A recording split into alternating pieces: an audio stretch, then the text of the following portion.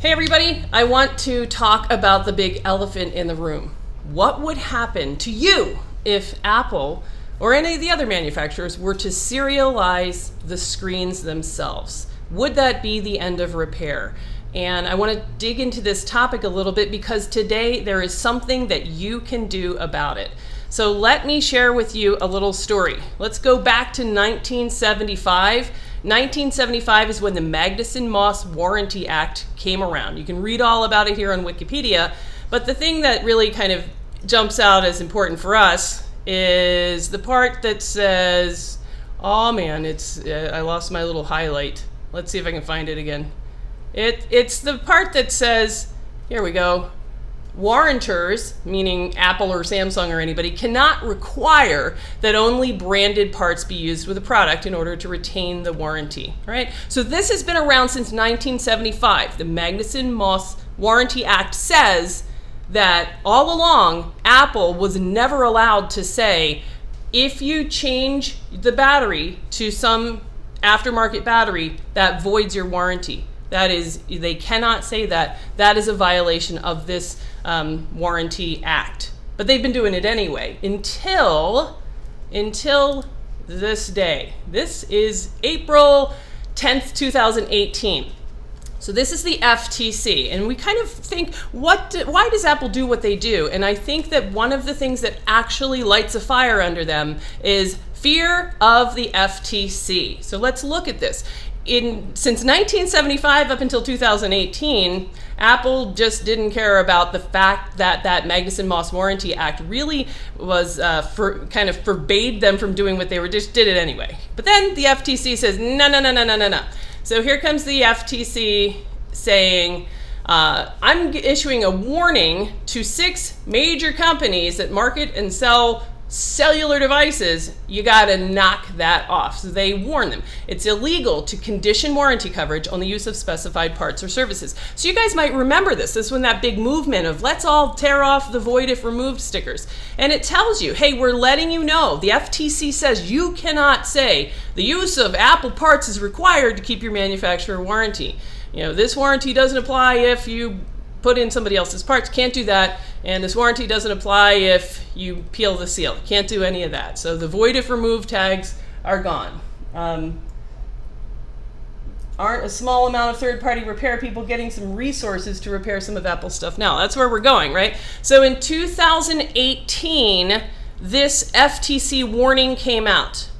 And then I want to call your attention to this article. This article is from last year. This is another fantastic right to repair article from Motherboard Tech by Vice, which is sort of showing us what we learned yesterday when it began. So yesterday we learned about the new independent repair program launched by Apple, launched yesterday, 2019.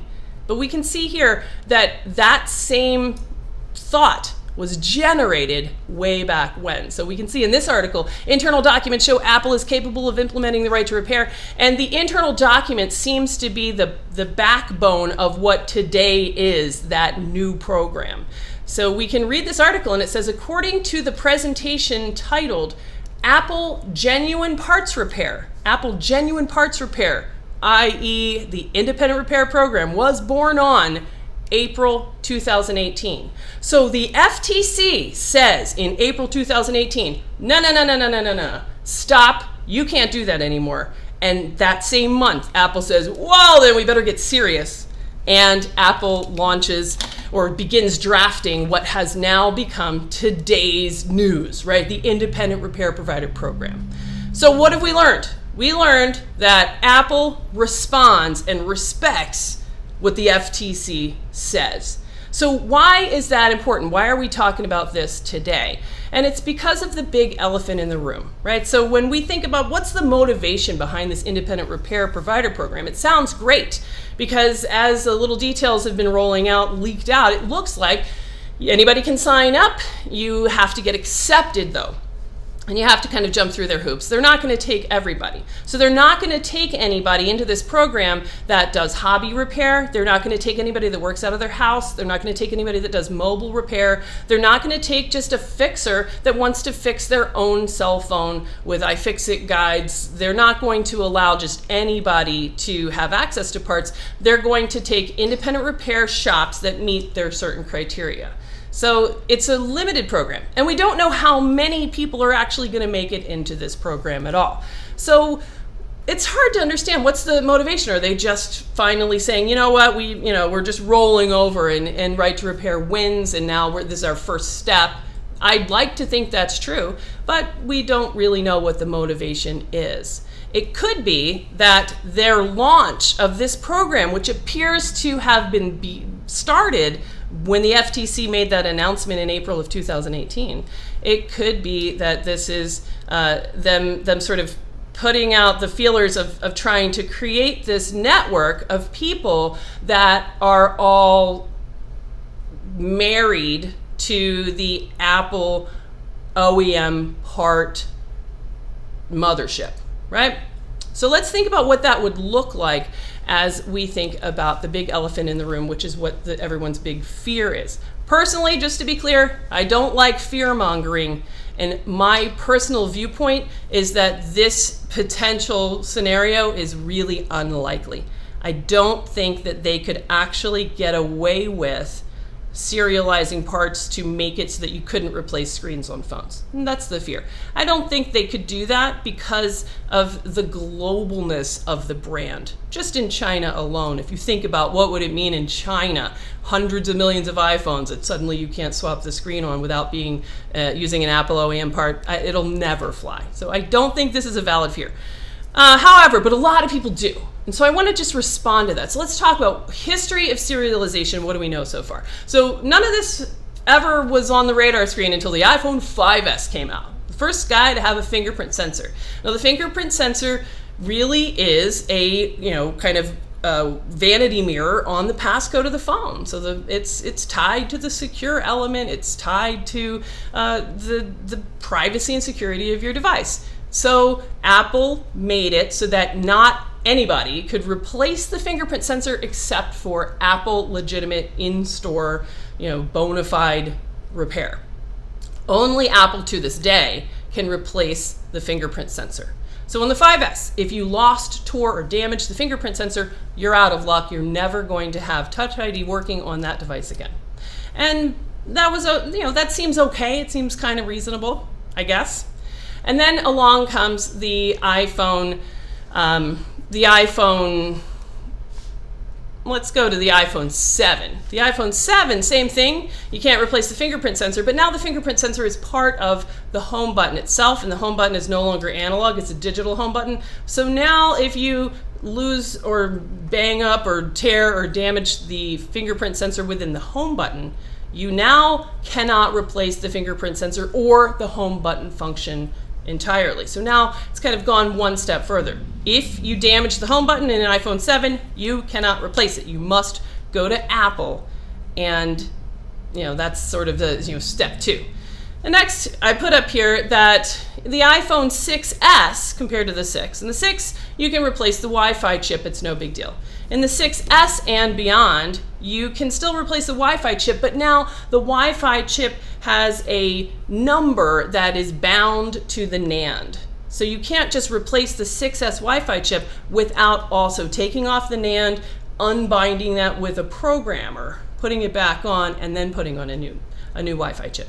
Now that one I want to call your attention to, because that seems like, well, that's kind of weird. It doesn't really have anything to do with security, and it doesn't.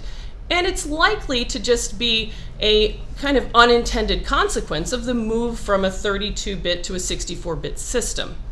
And that's just sort of the way that it works. I doubt that that was sort of malicious or intentional. So I want to kind of point that out, that not every change we see is designed to inhibit repair. I don't think that Apple thinks like that. I think they're a giant corporation trying to make a whole bunch of phones and trying to keep them all as secure as they can.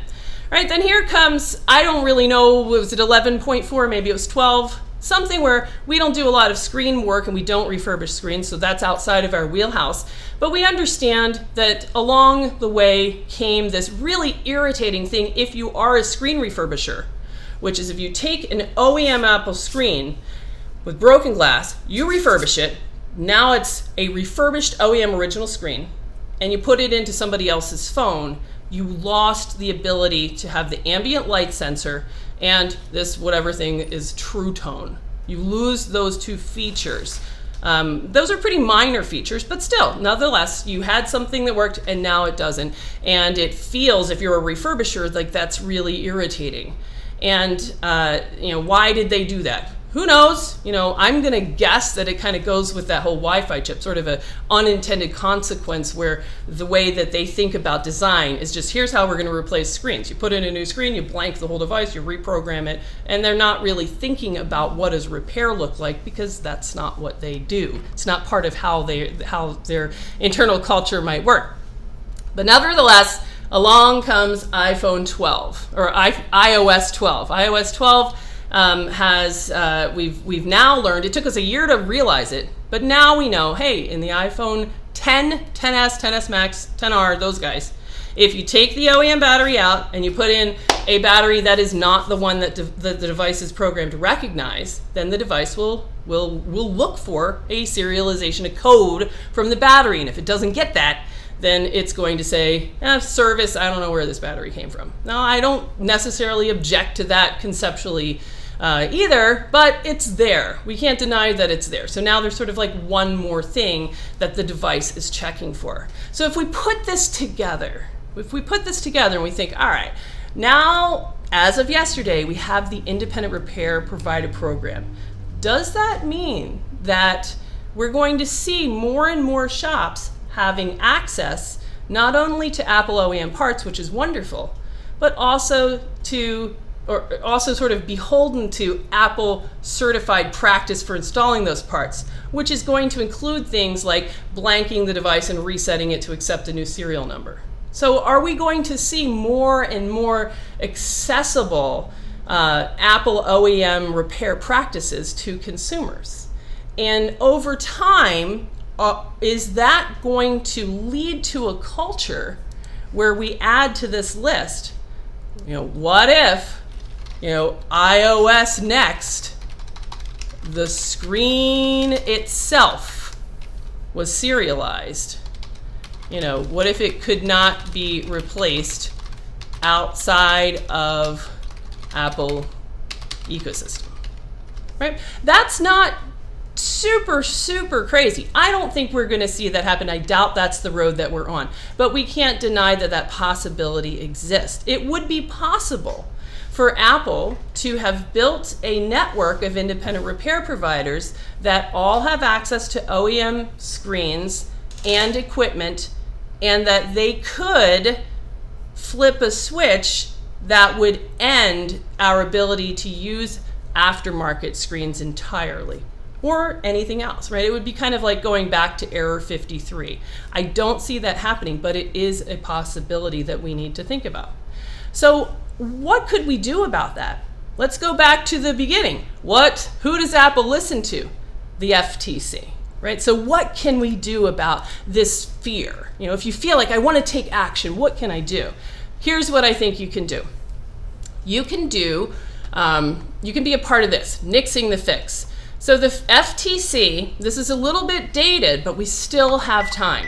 The FTC had a workshop in Washington, D.C. back in July, where they had this sort of big call for, hey, repair community, everybody doing any kind of repair, let's talk about these things like proprietary screws and battery adhesives and serialization of parts and voiding warranties. Let's talk about all of that. So they got a bunch of people together and they listened. So the FTC is still listening, and this is our chance to have a voice. So this FTC nixing the fix, Google that, read about it, and participate. So how can you actually do that? I want you to understand what it is that the FTC wants to hear about.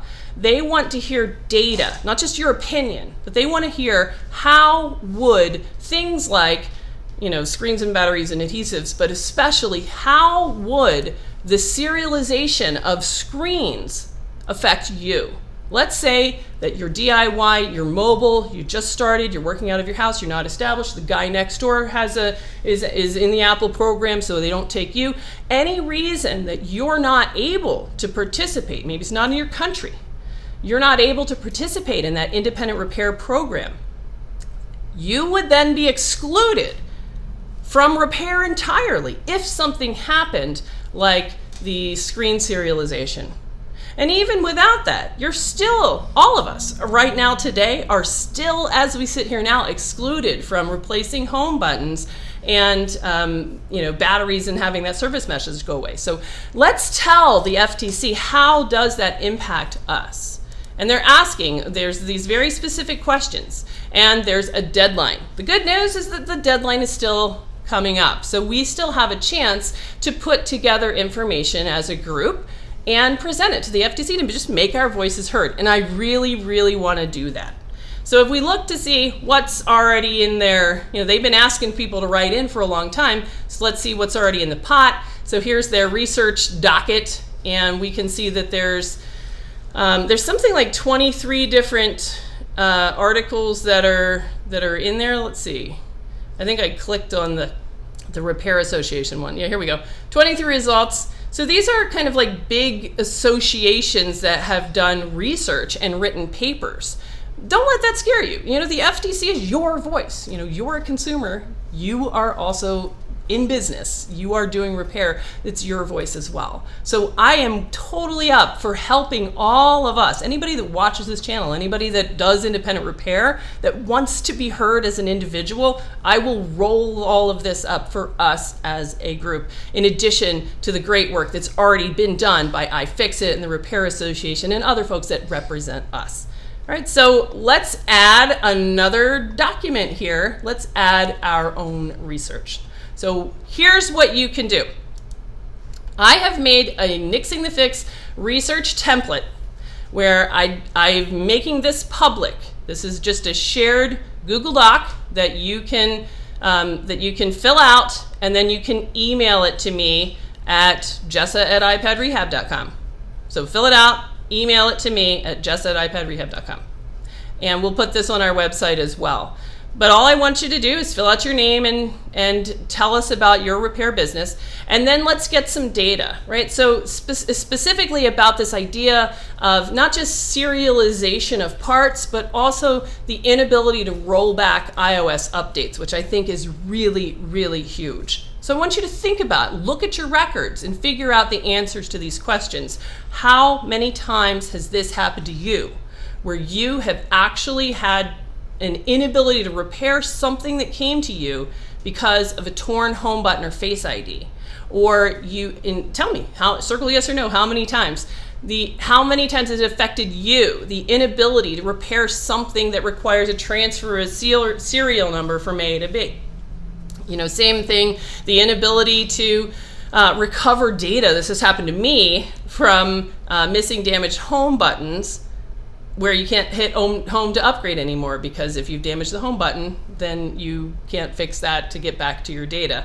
And then this one, how many times has somebody come in with like an iPad 2 that they'd like to still use or pass down to their kids, but they can't because they tried an update and now the thing is too full and they can't roll back. So this inability to roll back an iOS update back to a time where the device's hardware was matched to the software. So that one, I think, costs us a lot in terms of repairability and long-term usability of these devices. And then whatever else that I didn't think of in the 10 minutes that I wrote this little template, tell me, and I'll change up the template as we go, as we listen to your suggestions. And then I just kind of did a copy-paste of the other things that the Nixing the Fix is asking for. They're asking for data on these other items. So if there's something here in this list that you can speak to, then just tell us about it. And I will collect all of that.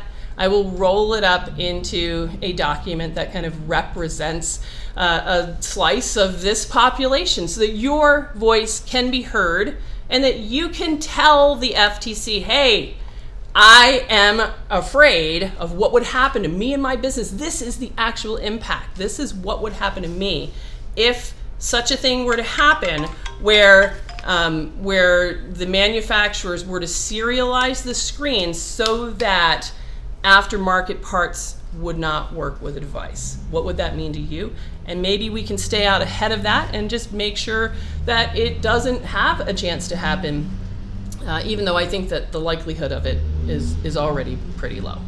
So there you go. Anything in the chat that I need to look at?